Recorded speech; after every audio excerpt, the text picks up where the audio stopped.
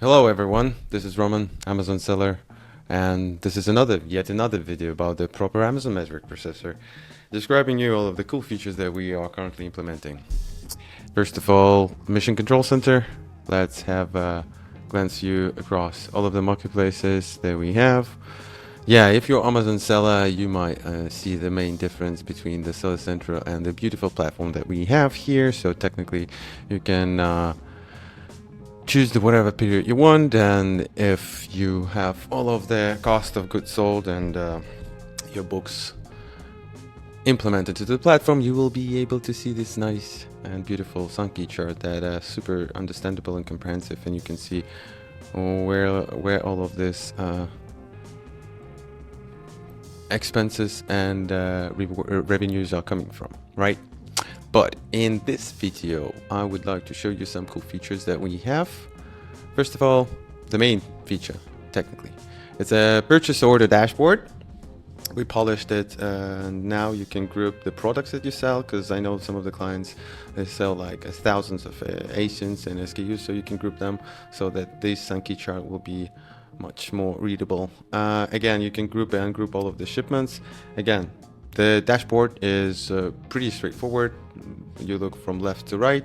This is your ASINs that you purchased, then they condensed into purchase orders, and then you ship those purchase orders across different shipments to different countries, to different fulfillment centers, right?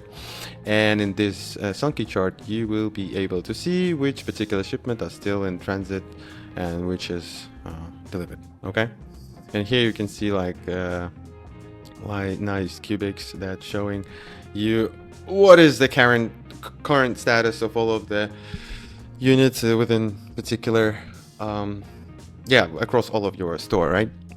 Then another feature that's linked to purchase order is the stock panel of the inventory. So as of now, you can choose, let's choose United States as an example.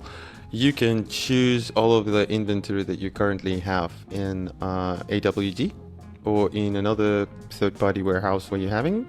You just check the other balances here, and now you can see like this is our inventory, this is today, this is how fast we sell. And in a particular example of this ASIN, yeah, you can see that we have AWD inventory that are currently depleting, and we have incoming shipment that are coming to the Amazon fulfillment center. So what I'm gonna show you is that when you sell the goods on Amazon, Amazon doesn't show you much of the statistics, much of the metrics that you're currently having across of your store. So that's why we have a statistics and metrics tab here, where you can see the granularity weekly columns, where you can see the statistics across all of the store. What is the ACOS, TACOS, days inventory in hand, return rate, and all of that stuff. And the cool feature is that you can actually see the average amount and the median amount of all of the expenses that you incur. The thing is that those expenses, they are inevitable, right? You always, regardless of what you're selling, regardless whether it would be like iPhone or spatulas, you're gonna have a returns, right? You're gonna have a reimbursement. You're gonna have a warehouse storage fees and things like that. And all of these expenses, they are affecting the unit economics of the product. And now what you can do in Propamp.ai, if you click on the COGS, first of all, you can see the graph of the history or timeline of the COGS that you incur across all of your... Jesus, Siri, shut up. Wow, it scared the hell out of me. Okay, and you can see this as a timeline as well. And now you can see the unit economics, right? The unit economics is basically you take the sales price of the unit and strip out all of the expenses that you have. And those expenses are taken from statistics and metrics, apart from the COGS, obviously. So you have the COG, the order COGS, the shipment COG, and now you have the fees for the referral fee, fulfillment fee, storage fee, how much was. And here you can, in the aggregation level, you can check what kind of a metric you want to assess, right? So you can take the last quarter or like a mean amount of the price, right? Or you can take the tacos and check like what is like the mean amount of the tacos, or what was the last quarter. Last quarter was 6, right? But the mean is about 10% of the sales price. Then you get the COG, the cost of goods sold, is one of the major contribution to your margin. So that's why we created the Amazon metric processor, so you can manage your COG and manage it properly. Then the FBA fee doesn't change. The referral fee changes across the sales price, but it fluctuates not much. The storage fee, very, very important if you are considering the fourth quarter, because the storage fee becomes really like triple as expensive on the fourth quarter. So, and return fee, yeah, this is the thing that people neglect, the sellers, because returns are crucial. If you're not selling in Japan market, Japanese customers are brilliant, they don't return too much, but in the Western world, it's pretty common, not because of the customers, but sometimes there's a delay in delivery, or the delivery was quite negligent and they ruined the unit, or anyway. So you have the cost of the returns, because you are basically losing the fulfillment fee, because you fulfill units to the customer, pay this price, and then it comes back, and nobody recovers this expense. It's already gone. So it's important to have it in unit economics. Here we have a statistic of how much return is unsellable, right? Because when you get a return, it can be put back on sale, and you just saving on the loss, but still it's important to attribute that. And also you have a reimbursement amount, like for the damages or lost inventory that Amazon taking responsibility for and reimbursing with some amount. So in the end, you're going to have these nice chunky chart when you have a sales price and the whole sales price stripped out and showing you the final net profit here, right? Bear in mind that this net profit is only within a marketplace. It doesn't considering your, office warehouse, electricity, salaries for the stuff, and all of that. So you need to know about that. Good thing is that you can check and see this unit economics across different marketplaces, because again, different marketplaces has different rules. The sales tax is not embedded into most of the. It's not embedded in the United States like it's embedded in Europe. So you need to attribute to that.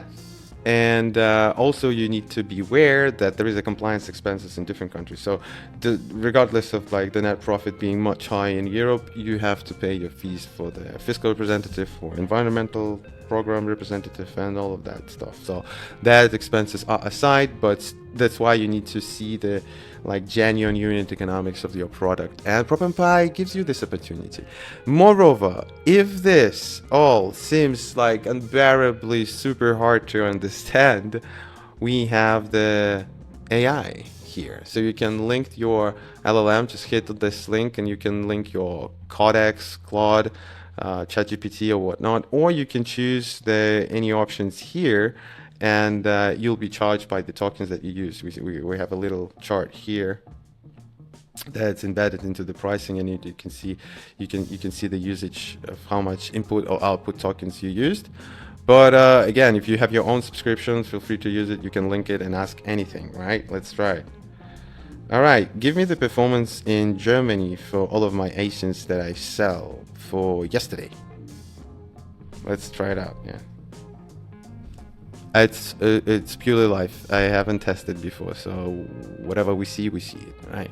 So once it's thinking, I guess we can close the chart, and then I can open it back and it has the answer. Yeah, we unveiled this feature, so this bot here always working for you, so you can ask the prompt, close it up, and then come back and see the answer, save you much time. So yeah, it gives you basically the output of everything. And what else you can do, like we have a bunch of stuff here that needs time to understand, but if you don't understand something, you just ask him. And for example, okay, how can I use the platform so that I can see the correct cost of goods sold? What do I need to fill up? And we just ask, and it will give the answer. By the way, it works across all of the marketplaces, across all of the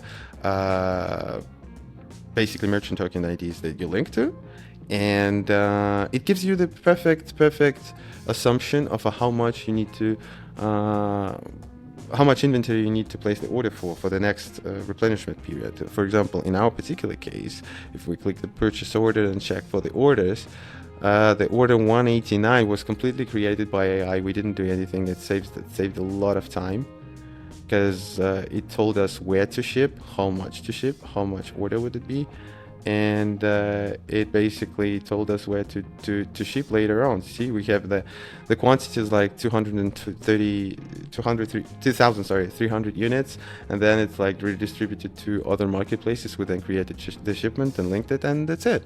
It worked.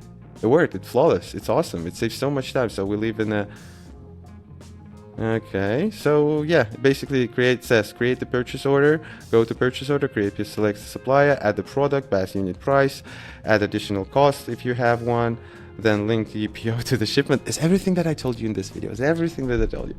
And yeah, it basically show you how to calculate the COGS.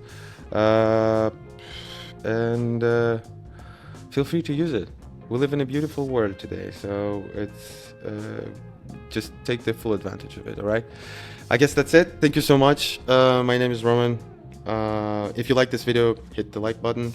For those who are interested, I have a link below for you to try. There are 3 months trial, free, no credit card, nothing. Just go and try it and test it. And if you like it, just let me know. If you don't, let me know too. All right, have a good one. Bye bye.